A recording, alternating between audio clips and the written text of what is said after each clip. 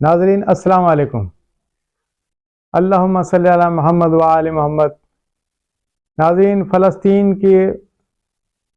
اتنی بری کنڈیشن ہے، اتنی بری حالت ہے کہ دیکھ دیکھ کے دل خون کے آنسو ہوتا ہے۔ میری نظر سے دو کلپ گزرے ہیں۔ ایک تصویر میں نے دیکھا ہے کہ وہ لوگ جو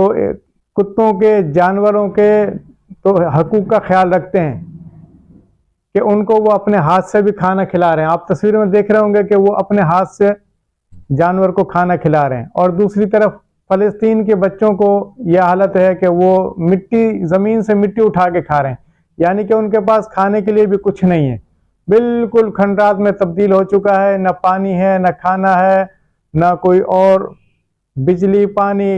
جو بھی کچھ تھا بالکل ہی ختم ہو چکا ہے۔ اور زخمی الگ ہیں، تکلیف الگ ہے، سردیوں کا موسم ہے، بہت بری حالت ہے۔ اور جو کہ وہ جانوروں کو تو اپنے ہاتھ سے کھانا کھلا رہے ہیں، لیکن بچے جو ہیں وہ ان کے لیے خوراک نام کی کوئی چیز ہی نہیں ہے دور دور تک۔ تو قرآن کی ایک آیت میرے ذہن میں آتی تھی، پہلے بھی میں نے بہت دفعہ پڑھی ہے،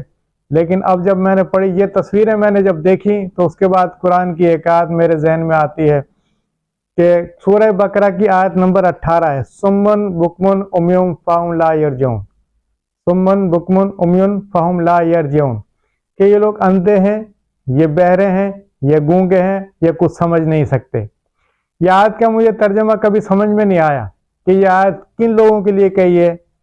کن لوگوں کی طرف یہ آیت اشارہ کرتی ہے۔ تو جب اسرائیل نے فلسطین پہ حملہ کیا اور اس کو کھنڈرات میں تبدیل کر دیا،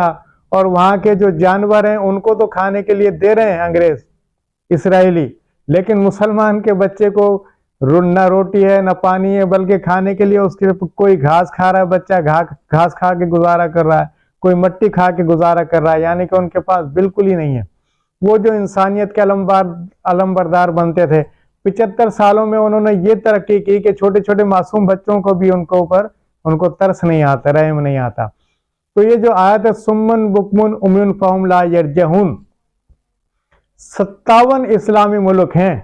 57، ایک دو نہیں، 57 اسلامی ملک ہیں جن پہ یہ آیت بالکل فٹ ہوتی ہے کہ یہ اندھے ہیں، یہ بہرے ہیں، یہ گونگے ہیں، یہ اب کچھ سن نہیں سکتے۔ یہ اپنی آنکھوں سے بھی دیکھ رہے ہیں کہ فلسطین کا کیا حال کر دیا، ان کے بچوں کا کیا حال کر دیا ہے، ان کے اسپتالوں پہ بمباری ہو رہی ہے، ان کے جو خیمے ہیں، خیموں کو جہاں پہ خیمے میں بچے اور عورتیں اور جو دوسرے جو ٹھہرے ہوئے ہیں ان کے اوپر بمباری ہو جاتی ہے۔ معراج بنائی تھی، 1 منٹ میں انہوں نے اپنے آپ کو بھی تباہ کر لیا اسرائیل نے، اور سارے فلسطینیوں کو بھی تباہ کر دیا، اور مزید تباہ کرنے کے چکر میں لگے ہوئے ہیں۔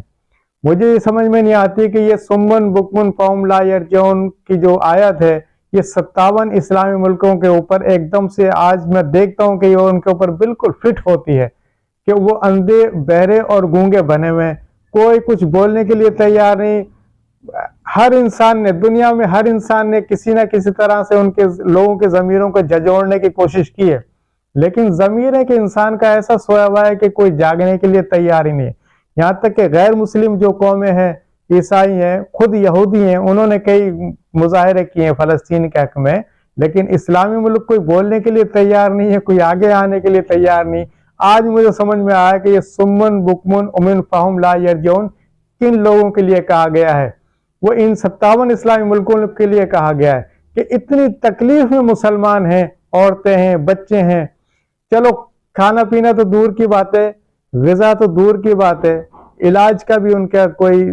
سہولت نہیں ہے، اور جہاں پہ وہ تھوڑا بہت اگر علاج کرائیں بھی تو اس کے اوپر بھی بمباری ہو جاتی ہے، ان کو اور شدید زخمی، کسی بچے کا ہاتھ نہیں ہے، کسی کا پیر نہیں ہے، کسی کی آنکھ نہیں ہے،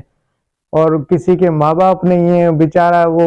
انتہائی بے بسی کے حال میں رو رہا ہے، اور اتنے ڈرے سہمے اور خوفزدہ بچے، اتنی بری کنڈیشن دیکھنے کے باوجود بھی کوئی اسلامی ملک جاگنے کے لیے تیار نہیں ہے۔